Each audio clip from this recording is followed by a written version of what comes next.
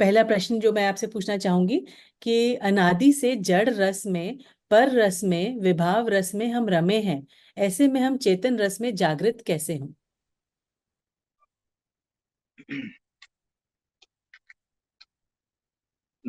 नमः सिद्धेभ्यः। अनादिकालीन वृत्ति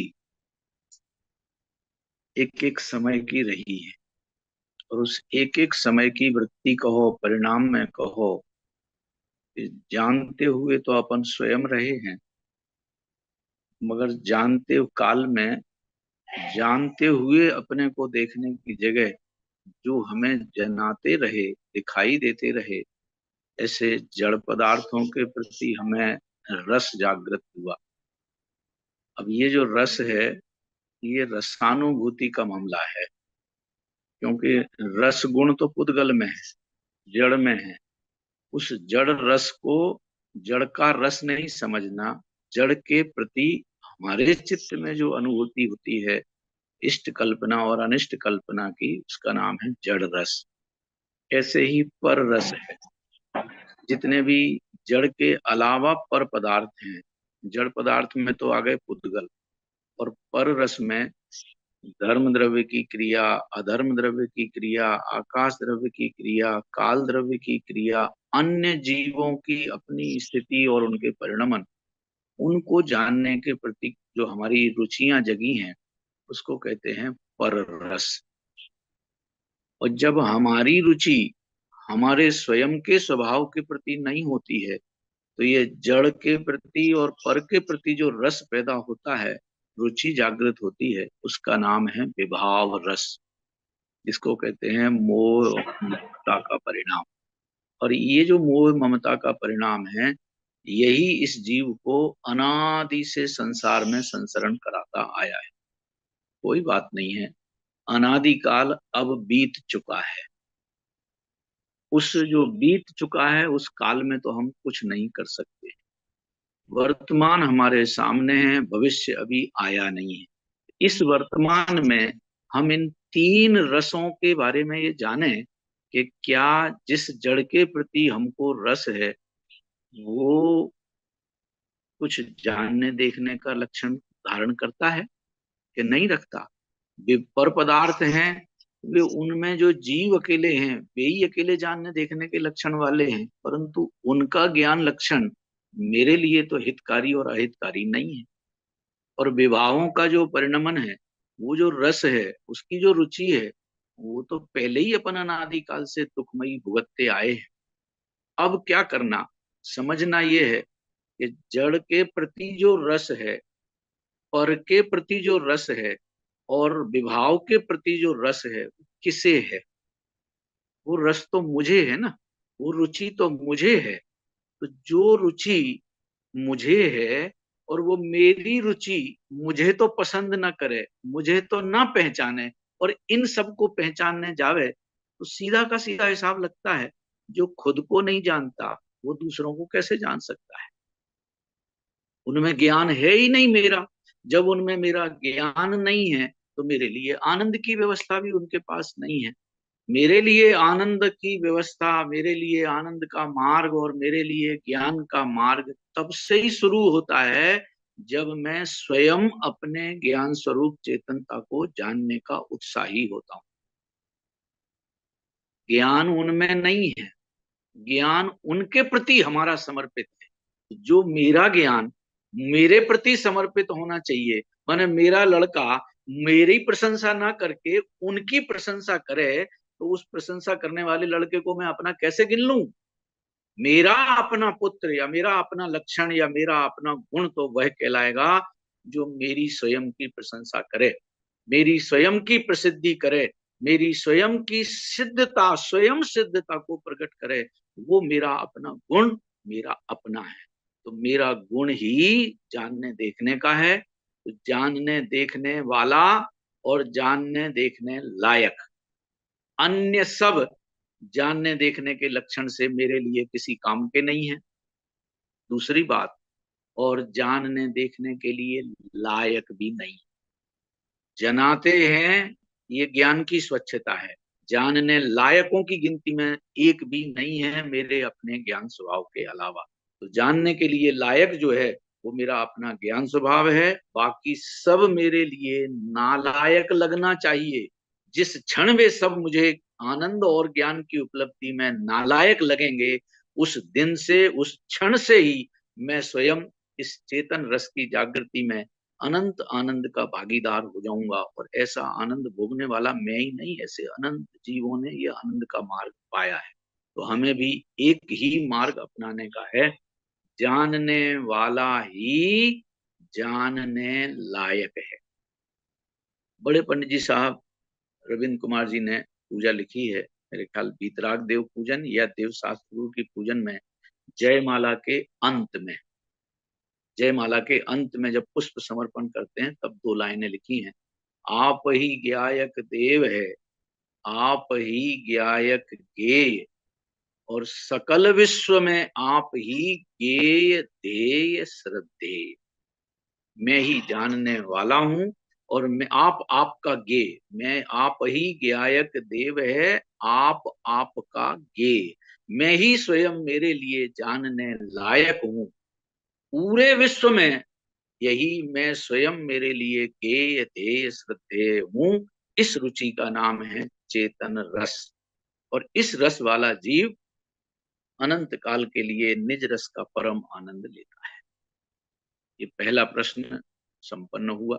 विस्तार तो बहुत है, पूरा समन अमंत अमृत चंद्राचार्य देव का जितना भी अमृत वर्षा है, सारा का सारा इस चेतन रस की जागृति के लिए है।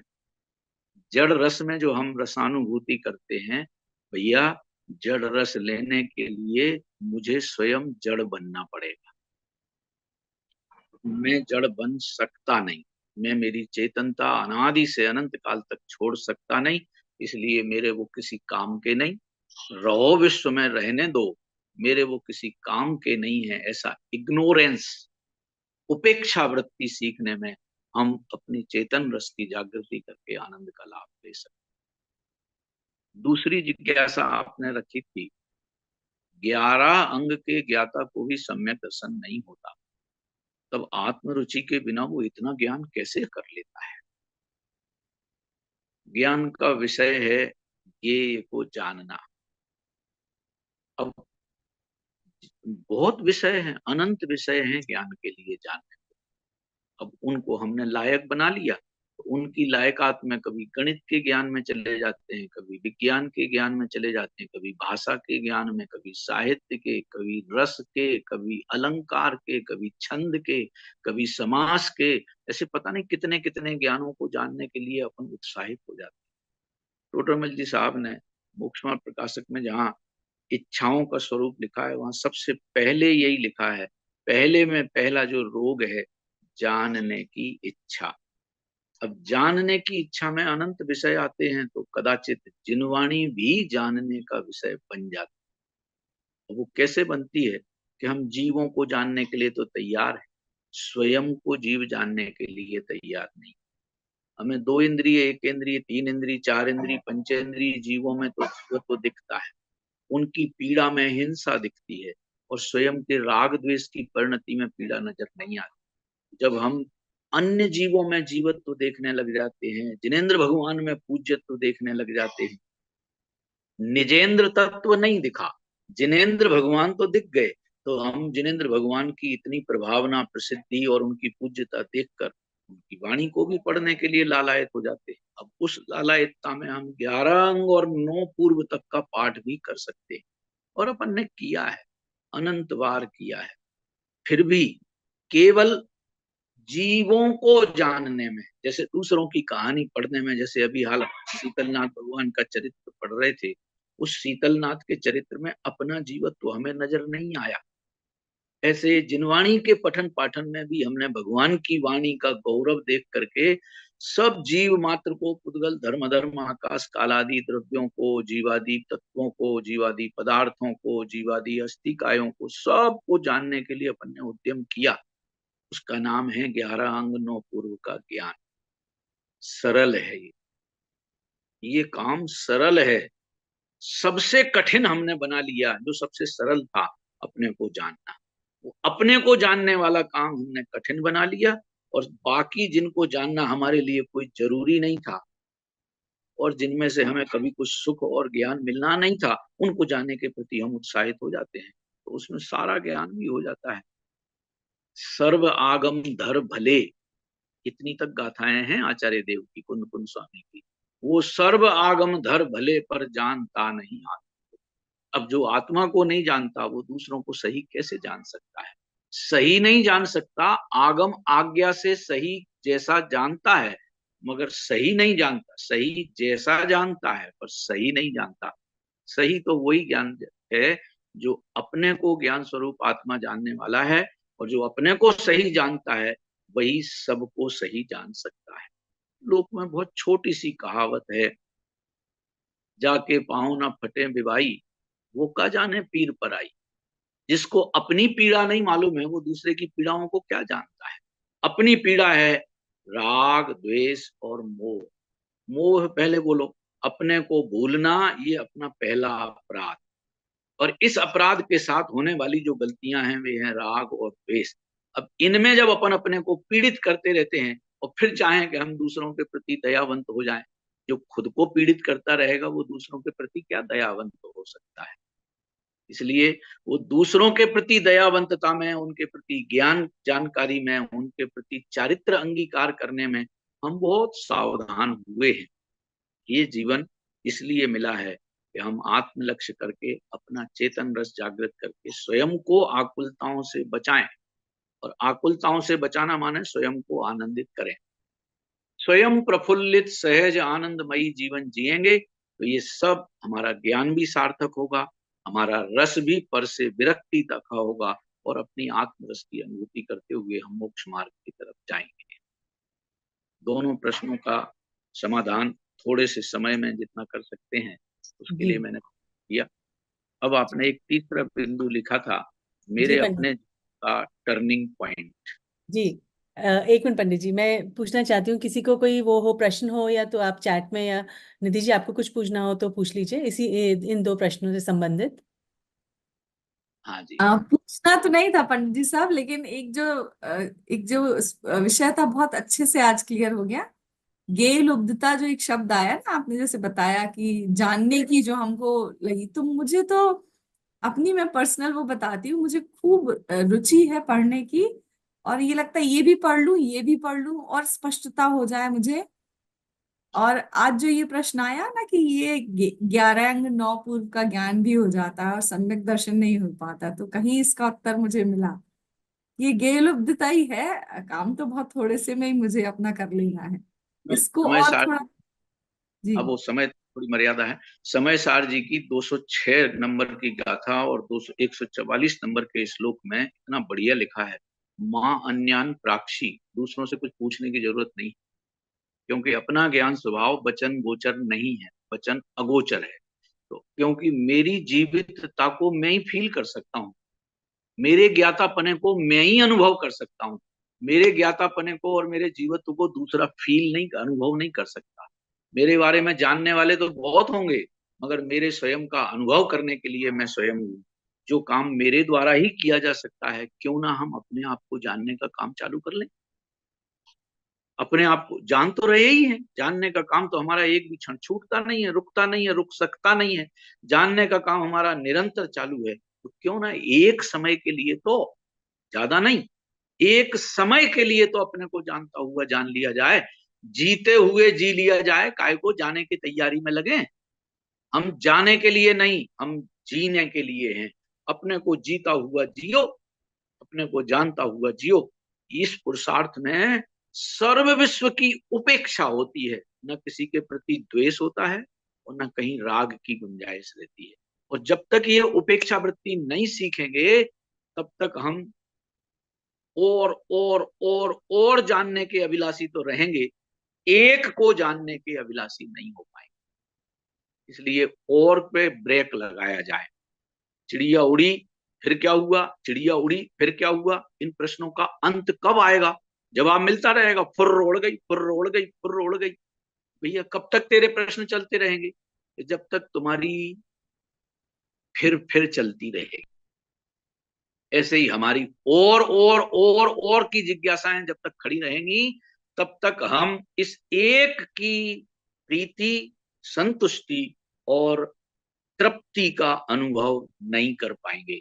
हमें तृप्ति अनुभव करना है, संतुष्टि लेना है, तो हमें हमारी प्रीति का विषय नक्की करना पड़ेगा कि मैं पहले अपने को जानने के लिए ज्ञान स्वरूप, बाकी बात के काम बाद में। केवल ज्ञान जब आएगा तब देख लेंगे सबका काम, सबको जानने का काम। जो काम उस समय में किया जाएगा उसको अभी करने के लिए काय को माथा कुटी करें। वृद्धावस्था में डंडा लेना पड़ेगा तो अभी खरीद के ले आए, कोई नहीं सोचता। ऐसे केवल ज्ञान अवस्था में जब सर्वज्ञेय ज्ञान में आएंगे, उनको अभी जानूं, ये विवेकी जीव तो नहीं सोचता। विवेकी जीव ये सोचता है कि पहले अपने को जानता हुआ जानूं। ये दृढ़ता, इस वज्र दृढ़ता पर मोह जाएगा। पंडित जी साहब, जो ये एक को जानने का जो ज्ञान है, मतलब एक को जानने की जो स्पष्टता है, वह तो हमें आगम और अध्यात्म से ही मिलती है। इसलिए मैं अपने आप को अभी तक जस्टिफाई करती आ रही थी कि मैं ये भी पढ़ लूं तो मुझे अपने बारे में और स्पष्ट, मैं इस अपने आप को जानती तो हूं ऐसे शब्दों में, लेकिन बहुत क्लैरिटी के साथ अभी वो पिक्चर क्लियर अपनी नहीं हो रही है, जिस अभी कारण ये भी पढ़ लूं ये भी पढ़ लूं कि मुझे वो लगी हुई है अभी भी, मतलब सतत। हम समय सार को पढ़ते हैं, जरूरत है समय सार में अपने को पढ़ने। ग्रंथ को पढ़ना ये तो दुनिया में सबको आता है, उस ग्रंथ में अपने को पढ़ना, अपने को गढ़ना, ये अपने में सिद्धत्व की स्थापना करना, ये जो आचार्य देव की प्रतिज्ञा है, इस प्रतिज्ञा की तरफ आए ना अपन। हम ग्रंथ के पाठी बनते हैं, ग्रंथ में जो मेरा चरित्र वर्णन किया गया है उससे गौरवान्वित होने की जरूरत है। जैसे यदि पेट्रोल के भाव 110 से घट करके 10 रुपए लीटर हो जाएं, तो उसमें सरकार का क्या होगा और लोग क्या करेंगे। हम ये सोचते हैं कि मेरी जेब बढ़ गई, मेरी जेब में खर्चा पानी कम हो गया, ये फायदा अपना देखते हैं।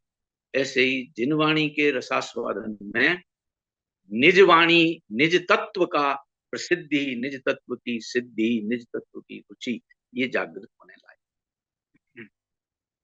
जिनवाणी के पढ़ने का निषेध जो करेगा वो तो पापी और महापापी है। जिनवाणी को पढ़ते समय उसमें निज स्वरूप को चेक करते चलना, ये मार्ग सीखेंगे तो हम जरूर चेतन रस के अभी रसिया हो सकते।